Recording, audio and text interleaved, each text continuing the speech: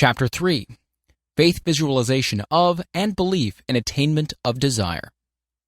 The second step toward riches. Faith is the head chemist of the mind.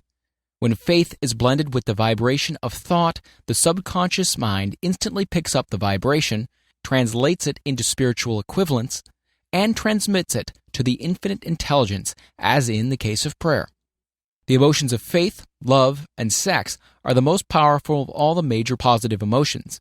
When the three are blended, they have the effect of coloring the vibration of thought in such a way that it instantly reaches the subconscious mind, where it is changed into its spiritual equivalent, the only form that induces a response from the infinite intelligence. Love and faith are psychic, related to the spiritual side of man. Sex is purely biological and related only to the physical. The mixing or blending of these three emotions has the effect of opening a direct line of communication between the finite, thinking mind of man and infinite intelligence. How to develop faith. There comes now a statement which will give a bigger or better understanding of the importance the principle of autosuggestion assumes in the transmutation of desire into its physical or monetary equivalent. Namely, faith is a state of mind which may be induced or created by affirmation or repeated instructions to the subconscious mind through the principle of autosuggestion. As an illustration, consider the purpose for which you are presumably reading this book. The object is naturally to acquire the ability to transmute the intangible thought impulse of desire into its physical counterpart, money. By following the instructions laid down in the chapters on autosuggestion and the subconscious mind, as summarized in the chapter on autosuggestion, you may convince the subconscious mind that you believe you will receive that for which you ask, and it will act upon that belief, which your subconscious mind passes back to you in the form of faith, followed by definite plans for procuring that which you desire. The method by which one develops faith where it does not already exist is extremely difficult to describe, almost as difficult, in fact, as it would be to describe the color of red to a blind man who has never seen color and has nothing with which to compare what you describe to him. Faith is a state of mind which you may develop at will after you have mastered the 13 principles, because it is a state of mind which develops voluntarily through application and use of these principles. Repetition of affirmation of orders to your subconscious mind is the only known method of voluntary development of the emotion of faith. Perhaps the meaning may be made clearer through the following explanation as to the way men sometimes become criminals.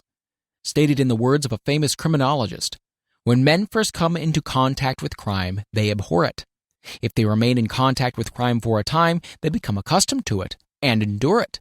When they remain in contact with it for long enough, they finally embrace it and become influenced by it. This is the equivalent of saying that any impulse of thought which is repeatedly passed on to the subconscious mind is, finally, accepted and acted upon by the subconscious mind, which proceeds to translate that impulse into its physical equivalent by the most practical procedure available. In connection with this, consider again the statement, all thoughts which have been emotionalized, given feeling, and mixed with faith, begin immediately to translate themselves into their physical equivalent or counterpart. The emotions, or the feeling portion of thoughts, are the factors which give thoughts vitality, life, and action. The emotions of faith, love, and sex, when mixed with any thought impulse, give it greater action than any of these emotions can do singly. Not only thought impulses which have been mixed with faith, but those which have been mixed with any of the positive emotions or any of the negative emotions may reach and influence the subconscious mind. From this statement, you will understand that the subconscious mind will translate into its physical equivalent a thought impulse of a negative or destructive nature, just as readily as it will act upon the thought impulses of a positive or constructive nature. This accounts for the strange phenomenon so many millions of people experience, referred to as misfortune or bad luck. There are millions of people who believe themselves doomed to poverty and failure because of some strange force over which they believe they have no control. They are the creators of their own misfortunes because of this negative belief, which is picked up by the subconscious mind and translated into its physical equivalent. This is an appropriate place at which to suggest again that you may benefit by passing on to your subconscious mind any desire which you wish translated into its physical or monetary equivalent, in a state of expectancy or belief that transmutation will actually take place. Your belief or faith is the element which determines the action of your subconscious mind. There is nothing to hinder you from deceiving your subconscious mind when giving it instructions through autosuggestion, just as I deceived, quote-unquote, my son's subconscious mind. To make this deceit more realistic, conduct yourself just as you would if you were already in possession of the material thing which you are demanding when you call upon your subconscious mind. The subconscious mind will transmute into its physical equivalent by the most direct and practical media available any order which is given to it in a state of belief or faith that the order will be carried out. Surely, enough has been stated to give a starting point from which one may, through experiment and practice, acquire the ability to mix faith with any order given to the subconscious mind. Perfection will come through practice. It cannot come by merely reading instructions. If it be true that one may become a criminal by association with crime, and this is a known fact, it's equally true that one may develop faith by voluntarily suggesting to the subconscious mind that one has faith. The mind comes finally to take on the nature of the influences which dominate it. Understand this truth, and you will know why it is essential for you to encourage the positive emotions as dominating forces of your mind, and discourage and eliminate negative emotions.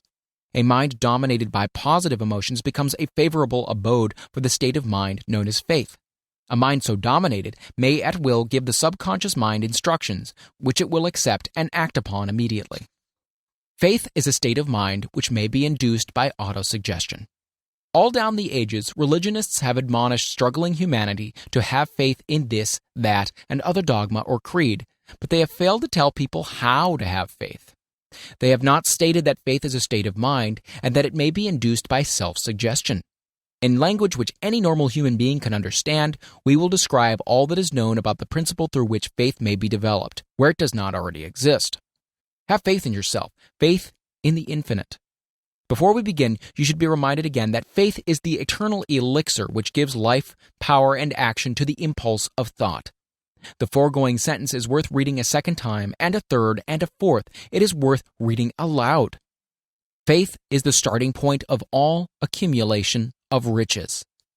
Faith is the basis of all miracles and all mysteries which cannot be analyzed by the rules of science. Faith is the only known antidote for failure. Faith is the element, the chemical, which, when mixed with prayer, gives one direct communication with infinite intelligence.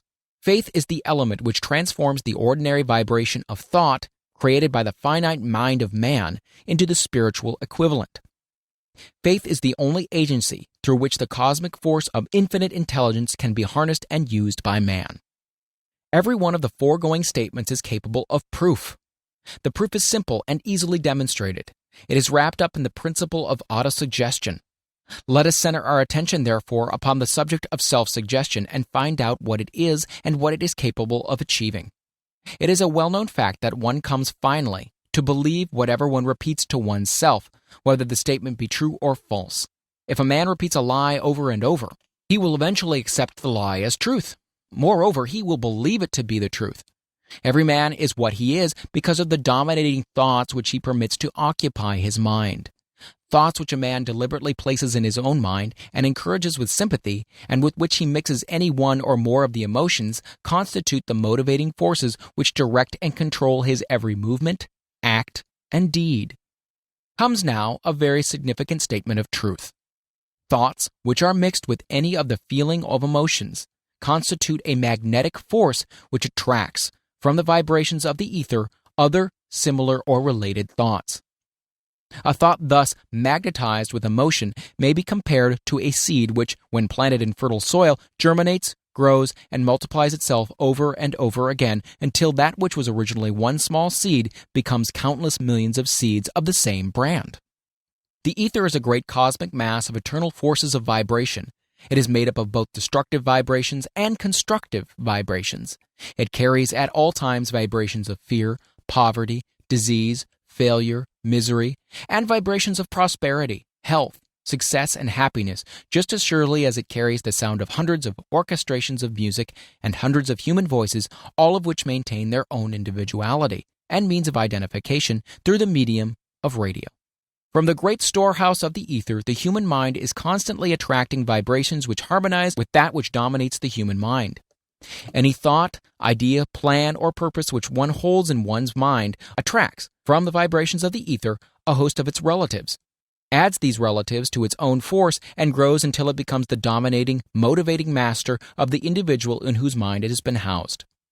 Now let us go back to the starting point and become informed as to how the original seed of an idea, plan, or purpose may be planted in the mind. The information is easily conveyed. Any plan, idea, or purpose may be placed in the mind through repetition of thought. This is why you are asked to write out a statement of your major purpose, or definite chief aim, commit it to memory, and repeat it in audible words day after day until these vibrations of sound have reached your subconscious mind. We are what we are because of the vibrations of thought which we pick up and register through the stimuli of our daily environment. Resolve to throw off the influences of any unfortunate environment and to build your own life to order. Taking inventory of mental assets and liabilities, you will discover that your greatest weakness is a lack of self-confidence. This handicap can be surmounted and timidity translated into courage through the aid of the principle of autosuggestion. The application of this principle may be made through a simple arrangement of positive thought impulses stated in writing, memorized and repeated until they become a part of the working equipment of the subconscious faculty of your mind.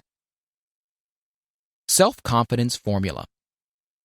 First, I know that I have the ability to achieve the object of my definite purpose in life. Therefore, I demand of myself persistent, continuous action towards its attainment, and I here and now promise to render such action. Second, I realize that the dominating thoughts of my mind will eventually reproduce themselves in outward physical action and gradually transform themselves into physical reality. Therefore, I will concentrate my thoughts for 30 minutes daily upon the task of thinking of the person I intend to become, thereby creating in my mind a clear mental picture of that person. Third, I know through the principle of autosuggestion, any desire that I persistently hold in my mind will eventually seek expression through some practical means of attaining the object back of it. Therefore, I will devote 10 minutes a day to demanding of myself the development of self-confidence. Fourth, I have clearly written down a description of my definite chief aim in life, and I will never stop trying until I have developed sufficient self-confidence for its attainment. Fifth, I fully realize that no wealth or position can long endure unless built upon truth and justice. Therefore, I will engage in no transaction which does not benefit all whom it affects. I will succeed by attracting to myself the forces I wish to use and the cooperation of other people. I will induce others to serve me because of my willingness to serve others. I will eliminate hatred, envy, jealousy, selfishness, and cynicism by developing love for all humanity, because I know that a negative attitude towards others can never bring me success. I will cause others to believe in me because I will believe in them and in myself. I will sign my name to this formula, commit it to memory, and repeat it aloud once a day with full faith that it will gradually influence my thoughts and actions so that I will become a self-reliant and successful person. Because this formula is a law of nature which no man has yet been able to explain, it has baffled the scientists of all ages. The psychologists have named this law autosuggestion and let it go at that. The name by which one calls this law is of little importance. The important fact about it is that it works for the glory and success of mankind, if, that is, it is used constructively. On the other hand, if used destructively, it will destroy just as readily. In this statement may be found a very significant truth, namely that those who go down in defeat and end their lives in poverty, misery, and distress do so because of negative application of the principle of autosuggestion. The cause may be found in the fact that all impulses of thoughts have a tendency to close themselves in their physical equivalent. The subconscious mind, the chemical laboratory in which all thought impulses are combined and made ready for translation into physical reality, makes no distinction between constructive and destructive thought impulses. It works with the material we feed it, through our thought impulses. The subconscious mind will translate into reality a thought driven by fear just as readily as it translates into reality a thought driven by courage or faith. The pages of medical history are rich with illustrations of cases of suggestive suicide. A man may commit suicide through negative suggestion just as effectively as by any other means. In a Midwestern city, a man by the name of Joseph Grant, a bank official, borrowed a large sum of the bank's money without the consent of the directors. He lost the money through gambling. One afternoon, the bank examiner came and began to check the accounts. Grant left the bank, took a room in a hotel, and when they found him 3 days later, he was lying in bed, wailing and moaning, repeating over and over again these words, "My God, this'll kill me. I cannot stand the disgrace." In a short time, he was dead. The doctors pronounced the case one of mental suicide.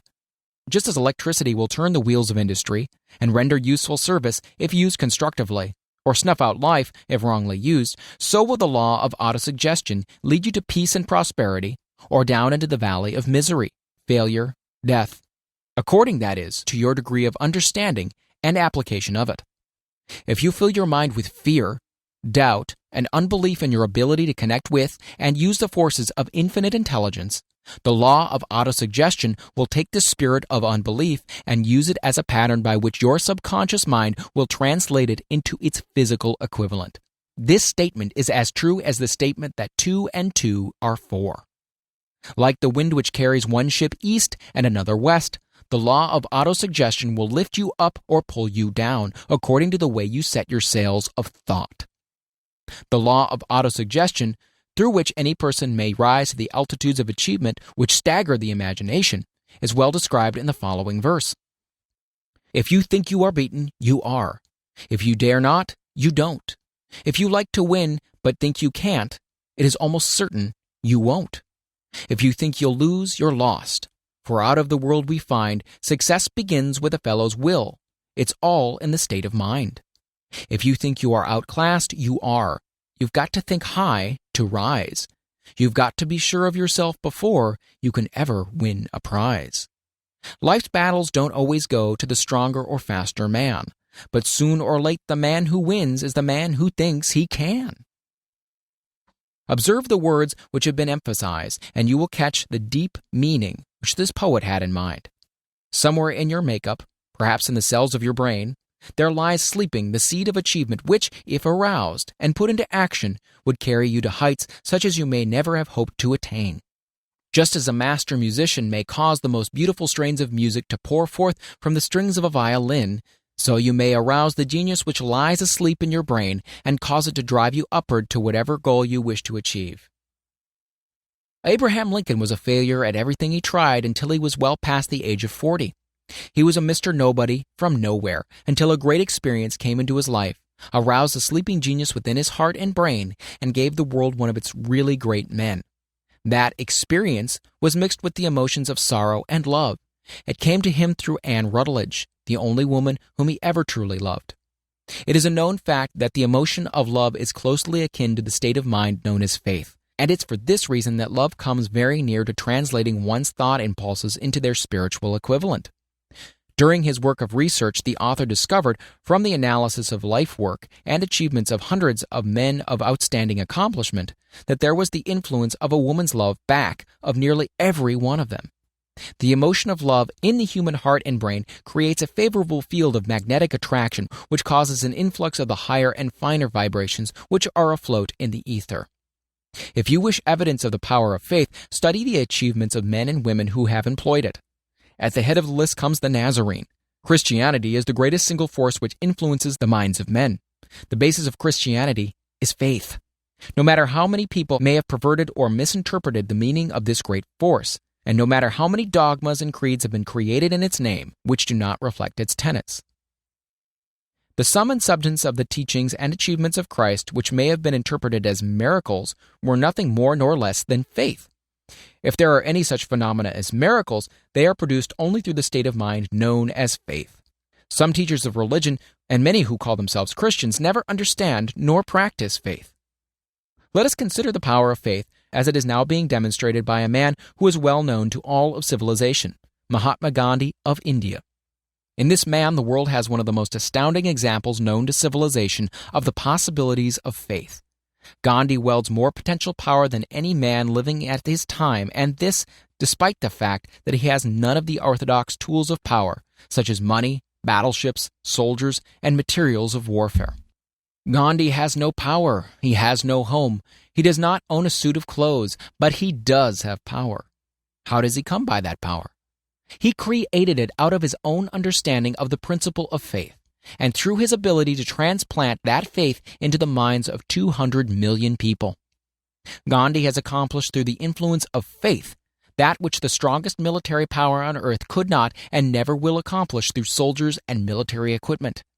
He has accomplished the astounding feat of influencing 200 million minds to coalesce and move in unison as a single mind. What other force on earth except faith could do as much?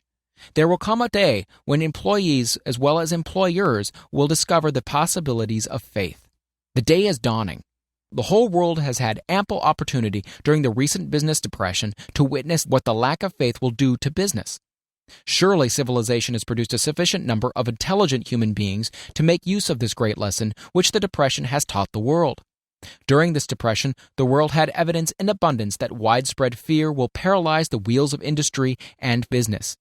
Out of this experience will arise leaders in business and industry who will profit by the example which Gandhi has set for the world, and they will apply to business the same tactics which he has used in building the greatest following known in the history of the world. These leaders will come from the rank and file of the unknown men who now labor in the steel plants, the coal mines, and automobile factories, and in small towns and cities of America. Business is due for a reform. Make no mistake about this. The methods of the past, based upon economic combinations of force and fear, will be supplanted by the better principles of faith and cooperation. Men who labor will receive more than daily wages. They will receive dividends from business, the same as others who supply the capital for business. But first, they must give more to their employers and stop this bickering and bargaining by force at the expense of the public. They must earn the right to dividends. Moreover, and this is the most important thing of all, they will be led by leaders who will understand and apply the principles employed by Mahatma Gandhi. Only in this way may leaders get from their followers the spirit of full cooperation which constitutes power in its highest and most enduring form. This stupendous machine age in which we live and from which we are just emerging has taken the soul out of men.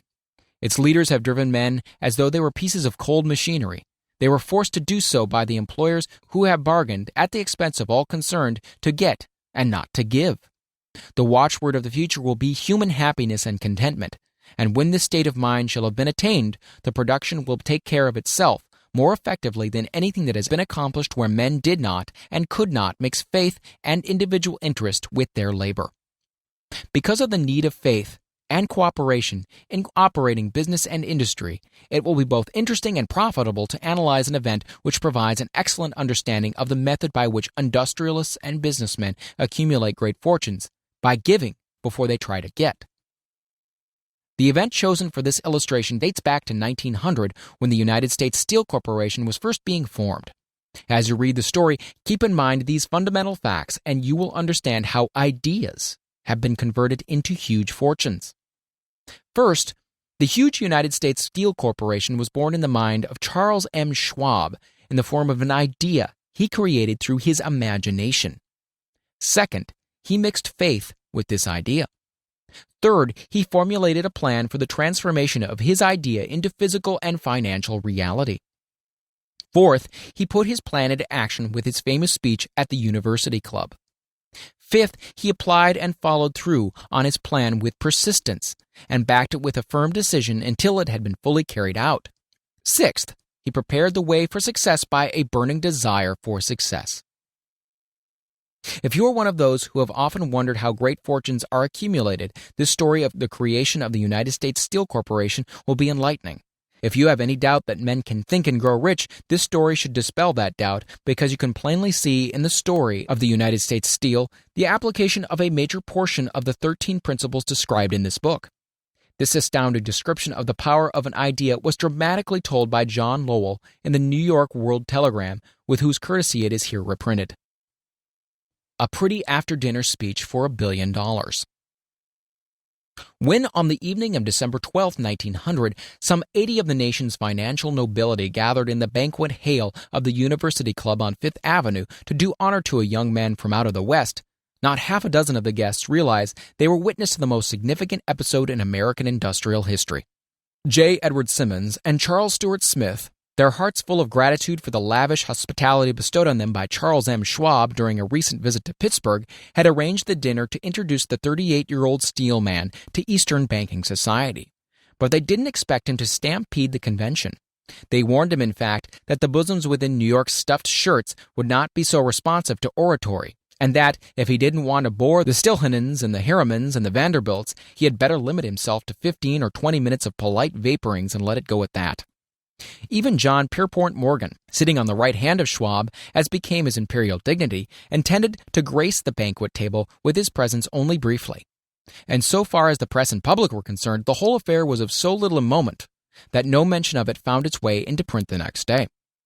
So the two hosts and their distinguished guests ate their way through the usual 7 or 8 courses. There was little conversation, and what there was of it was restrained. Few of the bankers and brokers had met Schwab, whose career had flowered along the banks of the Monongahela, and none knew him well. But before the evening was over, they, and with them Money Master Morgan, were to be swept off their feet, and $1 million baby, the United States Steel Corporation, was to be conceived. It is perhaps unfortunate for the sake of history that no record of Charlie Schwab's speech at the dinner was ever made. He repeated some parts of it at a later dinner during a similar meeting of Chicago bankers, and still later, when the government brought suit to dissolve the Steel Trust, he gave his own version, from the witness stand, of the remarks that stimulated Morgan into a frenzy of financial activity. It is probable, however, that it was a homely speech, somewhat ungrammatical, for the niceties of language never bothered Schwab, full of epigram and threaded with wit. But aside from that, it had a galvanic force and effect upon the 5 billions of estimated capital that was represented by the diners. After it was over and the gathering was still under its spell, although Schwab had talked for 90 minutes, Morgan led the orator to a recessed window where, dangling their legs from the high, uncomfortable seat, they talked for an hour more. The magic of the Schwab personality had been turned on full force, but what was more important and lasting was the full-fledged, clear-cut program he laid down for the aggrandizement of steel. Many other men had tried to interest Morgan in slapping together a steel trust after the pattern of the biscuit, wire and hoop, sugar, rubber, whiskey, oil, or chewing gum combinations. John W. Gates, the gambler, had urged it, but Morgan distrusted him. The Moore boys, Bill and Jim, Chicago stock jobbers who had glued together a match trust and a cracker corporation, had urged it and failed. Albert H. Gary, the sanctimonious country lawyer, wanted to foster it, but he wasn't big enough to be impressive. Until Schwab's eloquence took J.P. Morgan to the heights from which he could visualize the solid results of the most daring financial undertaking ever conceived, the project was regarded as a delirious dream of easy money crackpots. The financial magnetism that began a generation ago to attract thousands of small and sometimes inefficiently managed companies into large and competition-crushing combinations had become operative in the steel world through the devices of that jovial business pirate, John W. Gates. Gates already had formed the American Steel and Wire Company out of a chain of small concerns, and together with Morgan had created the Federal Steel Company. The National Tube and American Bridge Companies were 2 more Morgan concerns, and the Moore brothers had forsaken the match and cookie business to form the American Group: Tin Plate, Steel Hoop, Sheet Steel, and National Steel Company. But by the side of Andrew Carnegie's gigantic vertical trust, a trust owned and operated by 53 partners, those other combinations were picayune. They might combine to their heart's content, but the whole lot of them couldn't make a dent in Carnegie's organization, and Morgan knew it. The eccentric old Scot knew it too. From the magnificent heights of Skibo Castle, he had viewed, first with amusement and then with resentment, the attempts of Morgan's smaller companies to cut into his business. When the attempts became too bold, Carnegie's temper was translated into anger and retaliation. He decided to duplicate every mill owned by his rivals. Hitherto, he hadn't been interested in wire, pipe, hoops, or sheet. Instead, he was content to sell such companies the raw steel and let them work it into whatever shape they wanted. Now, with Schwab as his chief and able lieutenant, he planned to drive his enemies to the wall. So it was that in the speech of Charles M. Schwab, Morgan saw the answer to his problem of combination. A trust without Carnegie, giant of them all, would be no trust at all. A plum pudding, as one writer said, without the plums. Schwab's speech on the night of December 12, 1900, undoubtedly carried the influence, though not the pledge, that the vast Carnegie enterprise could be brought under the Morgan tent. He talked of the world future for steel, of reorganization for efficiency, of specialization, of the scrapping of unsuccessful meals and concentration of effort on the flourishing properties, of economies in the ore traffic, of economies in overhead and administrative departments, of capturing foreign markets. More than that, he told the buccaneers among them wherein lay the errors of their customary piracy. Their purposes, he inferred, had been to create monopolies, raise prices, and pay themselves fat dividends out of privilege. Schwab condemned the system in his heartiest manner. The short-sightedness of such policy, he told his hearers, lay in the fact that it restricted the market in an era when everything carried for expansion. By cheapening the cost of steel, he argued, an ever-expanding market would be created. More uses for steel would be devised, and a goodly portion of the world trade could be captured. Actually, though he did not know it, Schwab was an apostle of modern mass production. So the dinner at the University Club came to an end. Morgan went home to think about Schwab's rosy predictions. Schwab went back to Pittsburgh to run the steel business, while Gary and the rest went back to their stock tickers to fiddle around in anticipation of the next move. It was not long coming. It took Morgan about 1 week to digest the feast of reason Schwab had placed before him. When he had assured himself that no financial indigestion was to result, he sent for Schwab and found that young man rather coy.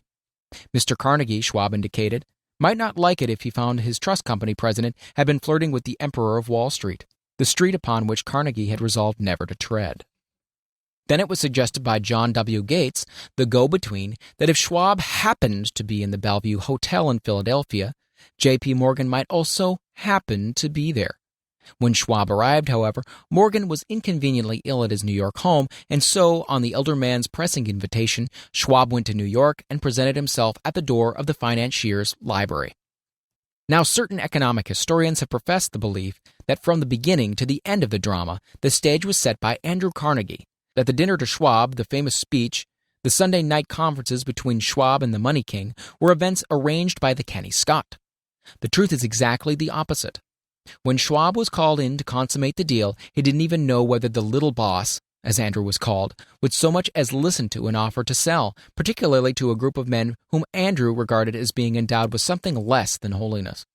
But Schwab did take into the conference with him, in his own handwriting, 6 sheets of copperplate figures, representing to his mind the physical worth and potential earning capacity of every steel company he regarded as an essential star in the new metal firmament. 4 men pondered over these figures all night.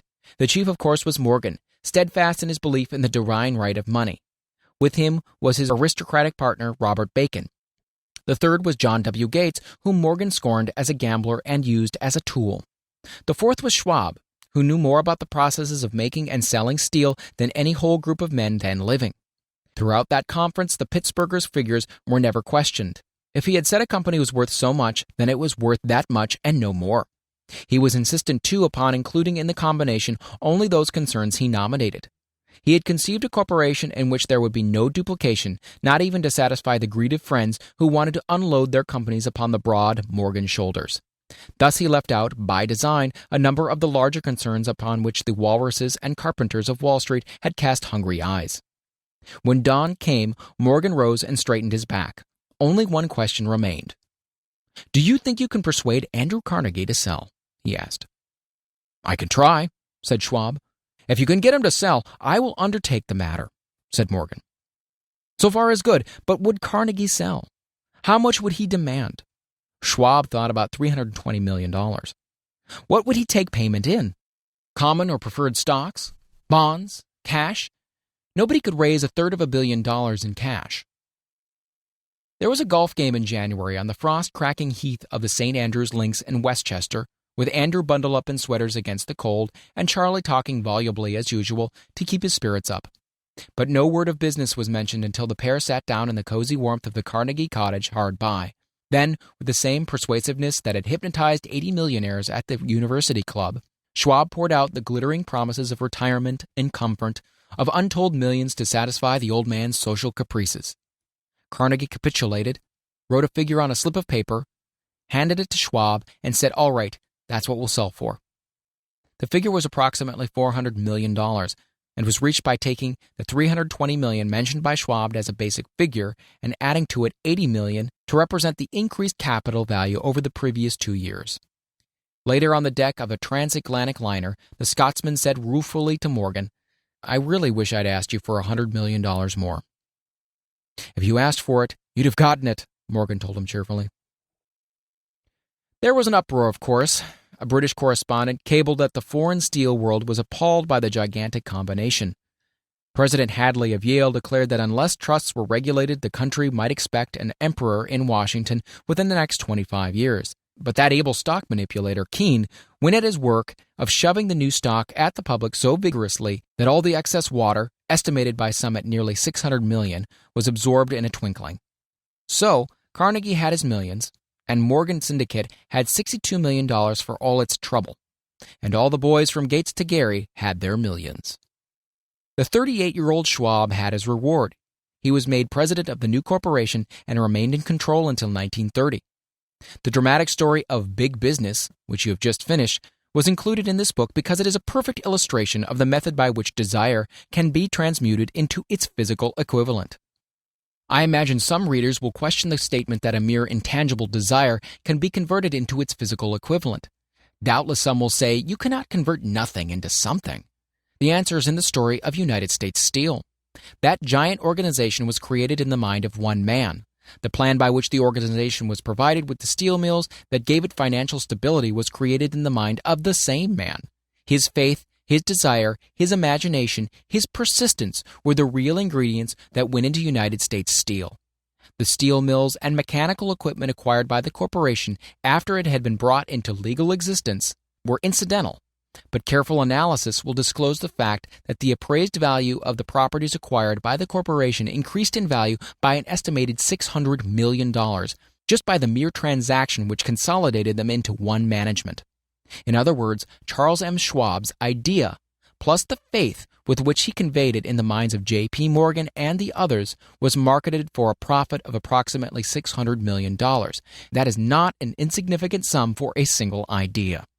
What happened to some of the men who took their share of the millions of dollars of profit made by this transaction is a matter with which we are not now concerned. The important feature of the astounding achievement is that it serves as unquestionable evidence of the soundness of the philosophy described in this book, because this philosophy was the warp and the woof of the entire transaction. Moreover, the practicability of the philosophy has been established by the fact that the United States Steel Corporation prospered and became one of the richest and most powerful corporations in America, implying thousands of people developing new uses for steel and opening new markets, thus proving that the $600 million in profit which the Schwab idea produced was earned. Riches begin in the form of thought. The amount is limited only by the persons in whose mind the thought is put into motion. Faith removes limitations. Remember this when you are ready to bargain with life for whatever it is that you ask as your price for having passed this way. Remember also that the man who created the United States Steel Corporation was practically unknown at the time. He was merely Andrew Carnegie's Man Friday until he gave birth to his famous idea. After that, he quickly rose to a position of power, fame, and riches. There are no limitations to the mind except those we acknowledge. Both poverty and riches are the offspring of thought.